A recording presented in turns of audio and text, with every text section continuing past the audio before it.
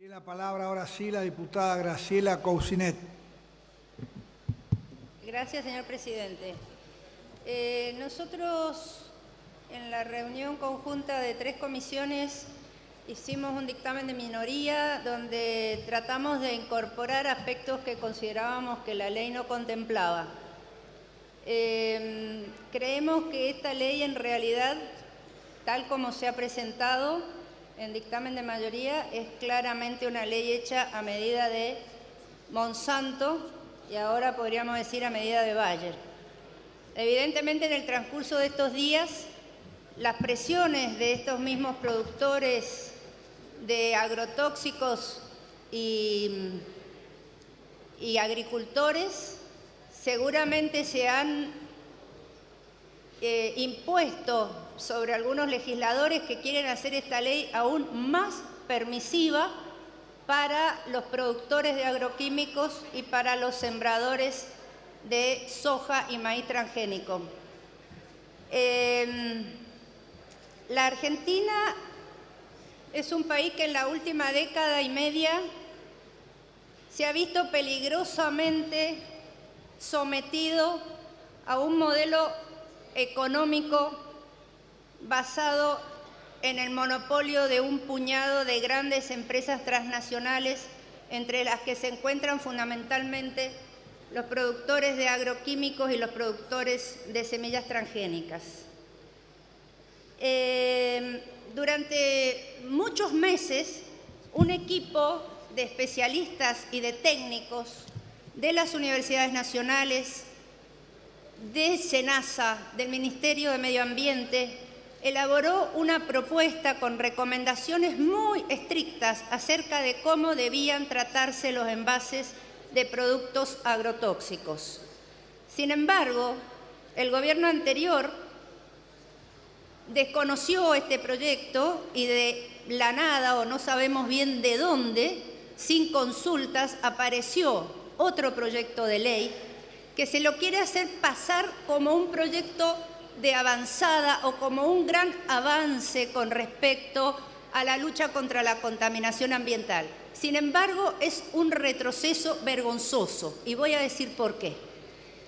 Los envases de agrotóxicos están regidos por una ley, que es la 24051 de envases de residuos peligrosos.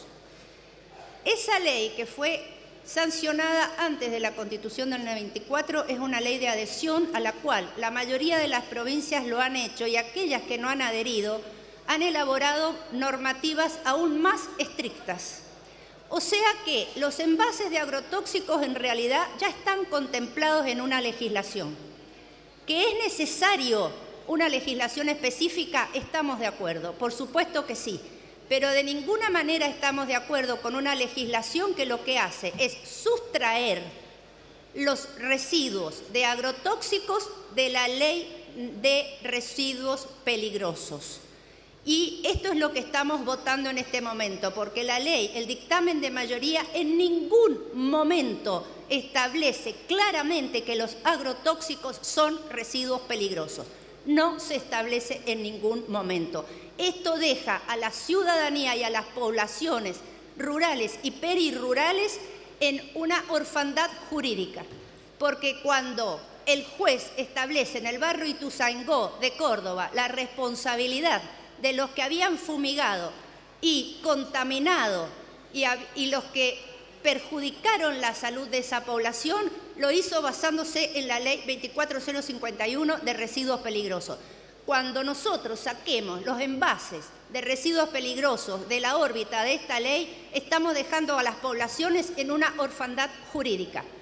Sabemos cómo los médicos de pueblos fumigados, muchos investigadores de las universidades nacionales están señalando cómo crece el cáncer en las poblaciones cercanas a donde se fumiga con agrotóxicos, cómo están creciendo las malformaciones fetales. Entonces, nosotros como diputados de la Nación tenemos la obligación de velar por la salud pública y una manera de velar por la salud pública es cuidar el medio ambiente. Entre las cosas que me llama la atención realmente es que la famosa grieta parece que cuando se tocan los intereses de las grandes corporaciones económicas se cierra inmediatamente. Esta ley también viene en contra de 3 convenios que la Argentina ha firmado: el convenio de Basilea, el de Estocolmo y el de Rotterdam, que establecen, uno de ellos, el de Rotterdam, establece la prohibición del transporte de sustancias peligrosas de un país al otro, sobre todo tratando de proteger a los países subdesarrollados que terminaban siendo depósitos de basura de residuos peligrosos.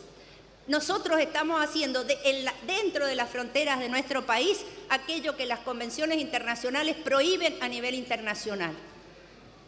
Se trata acá, parecería ser que dejan de ser residuos peligrosos en la medida en que se produce el triple lavado. El triple lavado, les digo en qué consiste.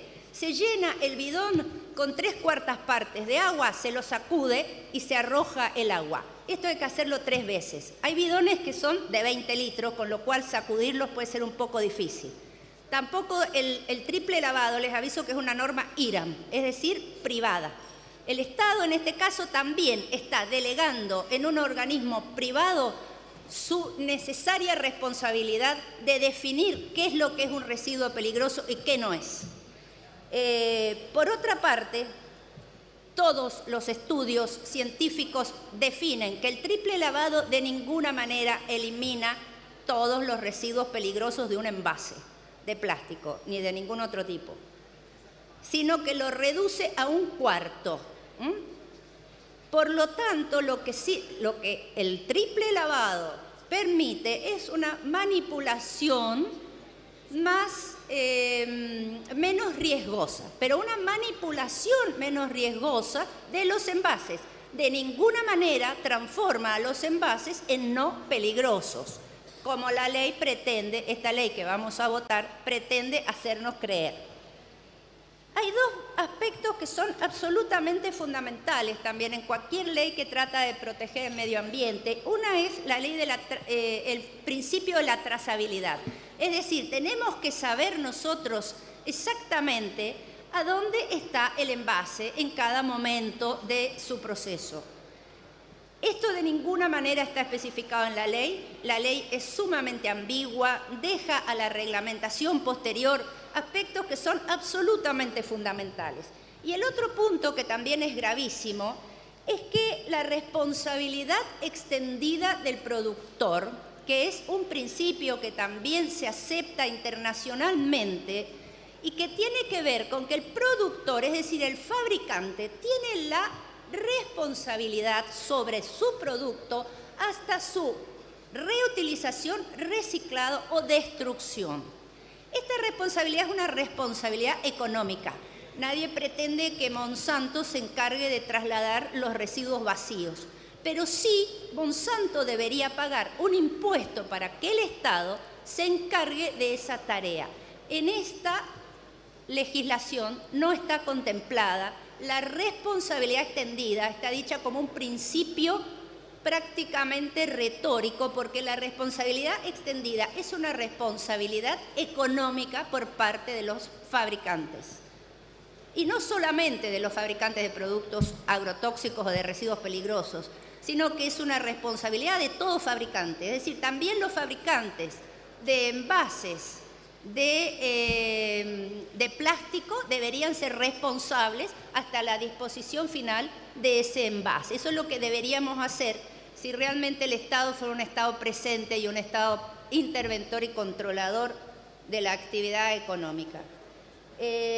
Por otro lado, esta ley también incurre en desprolijidades jurídicas que pueden hacerla inconstitucional.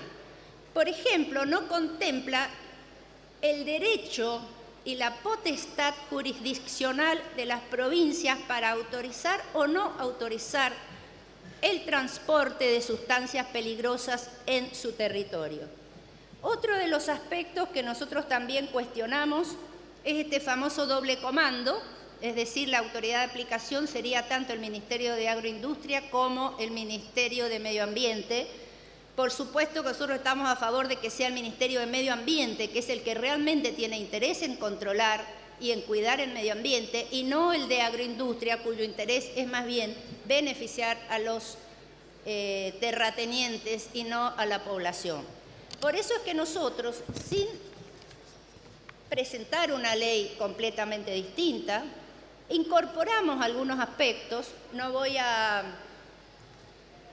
aburrirlos porque supongo que todos habrán leído el dictamen de minoría, pero simplemente quiero agregar cuáles son los puntos que nosotros especificamos claramente, las condiciones que deben tener tanto los actores como los procesos y procedimientos con respecto a los envases de agrotóxicos. Y nosotros en esto establecemos 4 etapas. La etapa del comercializador al usuario, la etapa del usuario al centro de almacenamiento transitorio. Acá le quiero decir, para aquellos que no hayan leído el proyecto de ley, el centro de almacenamiento transitorio es un lugar donde se depositarían los envases de plástico.